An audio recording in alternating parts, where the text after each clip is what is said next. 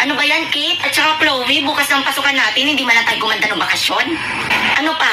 Ang dami-dami ko pa naman nilagay sa mukha ko, wala lang naman nangyari. Nasayang lang yung pera ko. Hay nako, ako din. Alam niyo, nagkang-sugat-sugat yung mukha ko, kakakudkud ng sabon. Mga ineng. Ano ba yon? Uy, Kate, huwag kang makiusap ng ganyan sa tao. Sumano ugali nito. Oo nga, wala kang respeto. Ano po ba manang yung kailangan niyo? Baka may konting pagkain kayo dyan. Baka pwede akong makahingi. Eh, paano yan? Ito lang ang meron ako. Isama mo na tong sa akin, Rowena. Yung akin din, oh. Ayan, para marami. Manang. Ito po, oh. Maraming salamat, mga ineng. Dahil dyan, gaganting palaan ko kayo. Ang taray ni Manang, may ganting pala.